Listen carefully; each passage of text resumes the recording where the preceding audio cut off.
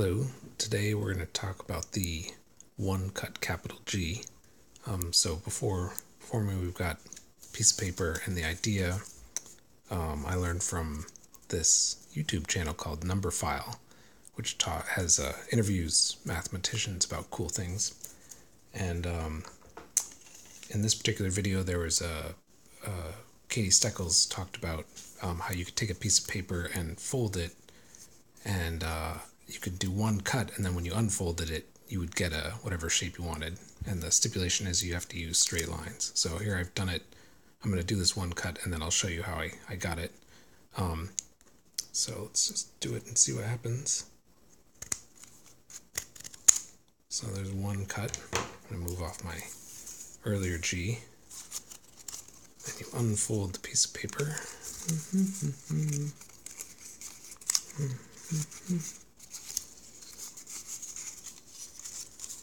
And you end up with a capital G.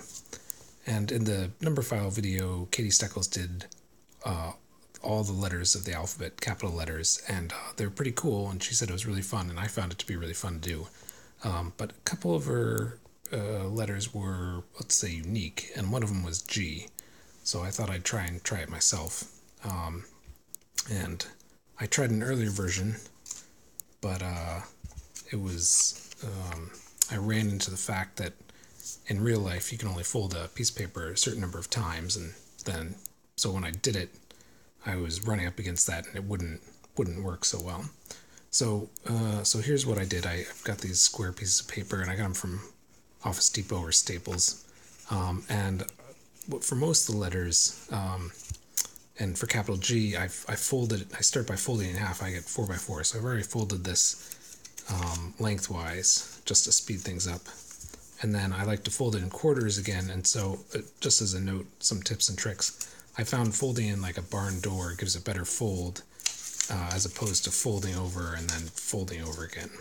So I've drawn some lines just to make the contrast stand out, and so here we fold it over the other way, and I line up, and I like to hold it with one finger and then go out towards the middle and then up and down. It gives me a nice fold. I got into origami before doing this, and these are some things that I just found to make that easier. And I'm going to take a pen and just put a line down it to make it a little easier to see what I'm doing.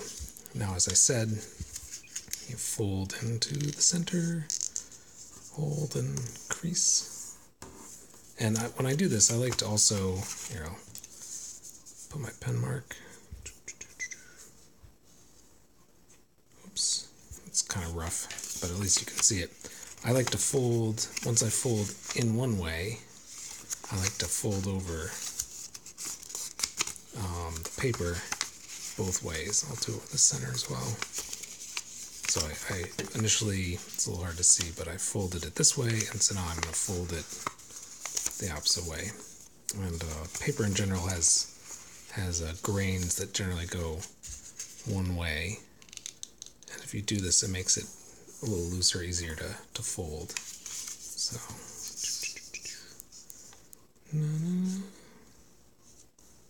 oops. And I'm sorry if my camera's a little shaky. I'm using an ad hoc Lego setup, so I'm pulling it back this way to hold my camera.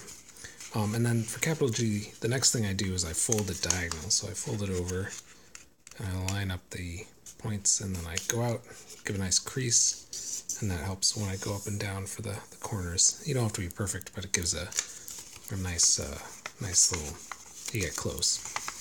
And fold the opposite way.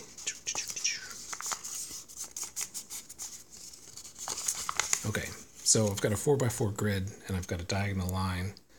And the next thing I do when I do these letters is I draw in what I'm gonna the shape. So, and I like to use a Sharpie because I find that it bleeds through the paper. So you can I'm gonna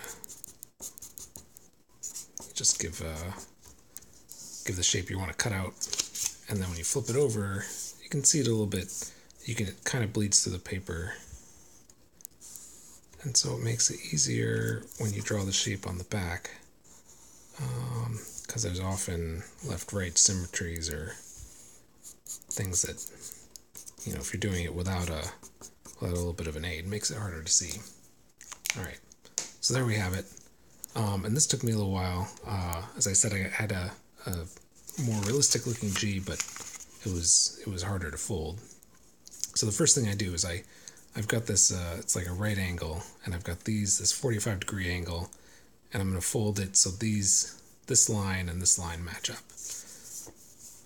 And I can only really, turn it around. So I'm going to fold, let's see, hopefully you can see this. I'll fold it, and then I'll show you. So, okay, so I'm folding this line to this line.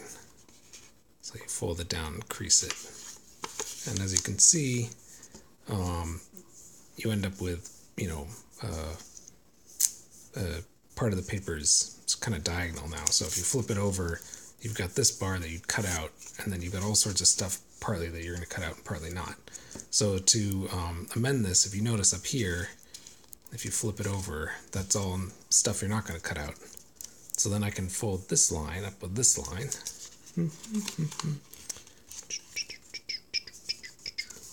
And I'll move my fingers out in a minute. So I was here, and let's just make it easy for everybody to see. Or a little easier at least. So I fold it up like that. And that gives you a nice bar, except if you notice down here there's a bit of an extra. If you flip it over, you can see that this part is above the rest of it. So I kind of do this weird fold. I'm going to fold it down and then back up. And it's kind of a messy fold. This will take a minute. Oops, come on you. Sometimes I do it.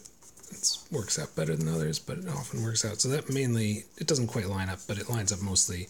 And so you end up with a bar, and you've got this part that you're not going to cut out, and you're going to cut out this part. So you want to do this with one cut. I mean, you could cut around here 1, 2, 3, but we're going to do this with one cut. So I'm going to fold this over, and this is where origami and the idea of symmetry really, when you're doing the letters, really comes in. So I'm going to fold this over. You can use symmetry against itself. So now instead of having a bar up here, I don't know if you can see that, I have the bar up here. Now I've got kind of an L shape. And now I can fold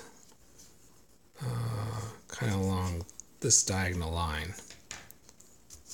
So I don't, if I'm going to do one cut, I now have to do 2 cuts, but if I fold on the diagonal line, I can fold this over. Oops. Come on. You get to swear under your breath a little. So now, all the parts I'm not going to cut, are here, and all the parts I'm going to cut are on one side. And you've got one nice line that lines up, and that's what you got to do to make a one cut. So here we go. We'll see how good this version came out. Whoops. And it does get a little thick with the paper, but, it's all right. So you unfold it.